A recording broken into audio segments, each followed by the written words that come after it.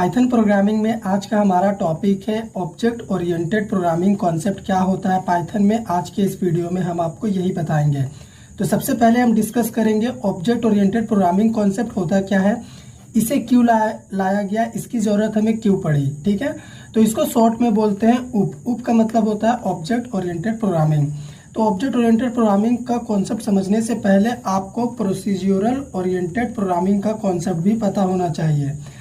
Object oriented programming concept से पहले हम जो भी प्रोग्राम बनाते थे, जो भी कोड लिखते थे, जिस भी प्रोजेक्ट में काम करते थे, वो होता था प्रोसीड्यूरल ओरिएंटेड प्रोग्रामिंग का कॉन्सेप्ट। इसमें क्या होता था कि हम फंक्शंस और लूप का यूज करके अपने प्रोग्राम्स को डिजाइन करते थे, प्रोजेक्ट में काम करते थे।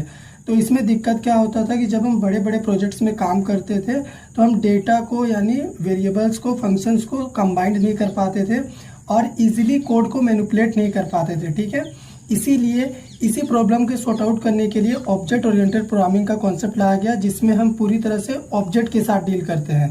हमारे पास क्लास होता है जो कि वेरिएबल्स और फंक्शंस को एक साथ कंबाइंड करता है, फिर ऑब्जेक्ट के थ्रू हम उन्हें एक्सेस कर लेते हैं। तो चलिए समझते हैं ये ऑब्जेक्ट ओरिएंटेड प्रोग्रामिंग का कॉन्सेप्ट क्या है। ये एक अप्रोच है, ठीक है, क्लास और ऑब्जेक्ट से डील करने के लिए, यानी पूरी तरह से क्लास और ऑब्जेक्ट पे ये बेस्ड होता है ऑब्जेक्ट ओरिएंटेड प्रोग्रामिंग का कॉन्सेप्ट, जिसमें हम क्लास भी डिफाइन करते हैं, हमारे पास ऑब्जेक्ट्स भी होता है। ठीक है, सिंपल लैंग्वेज में अगर मैं कहूँ तो ये एक तरह का मेथड है जो कि रियल वर्ल्ड एंटिटी को रिप्रेजेंट करता है प्रोग्रामिंग लैंग्वेज में। अगर आपको प्रोग्रामिंग लैंग्वेज में कुछ रियल वर्ल्ड चीजें शो करनी है तो आपको ऑब्जेक्ट का जरूरत पड़ेगा और ऑब्जेक्ट ही होता है रियल वर्ल्ड एंटिटी।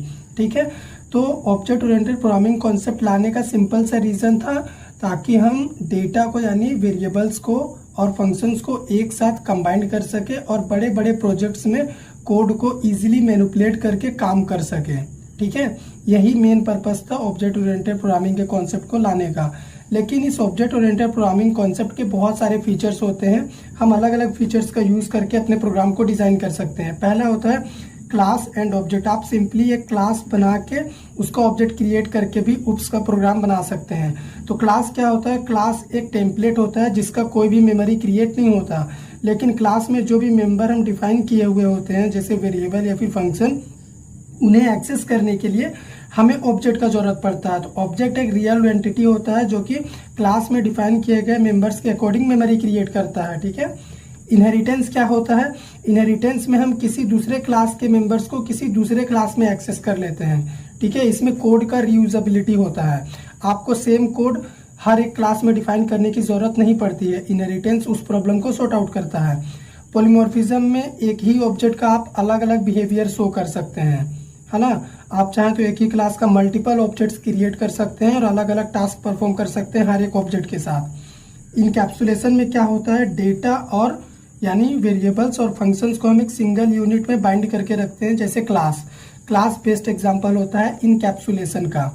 अब्स्ट्रैक्शन का यूज हम करते हैं सिक्योरिटी पर्पस के लिए, सिक्योरिटी से रिलेटेड सेंसिटिव डेटा से डील करने के लिए हम अब्स्ट्रैक्शन यूज करते हैं। तो ये होते हैं पाइथन के उप्स कॉन्सेप्ट। ठीक है।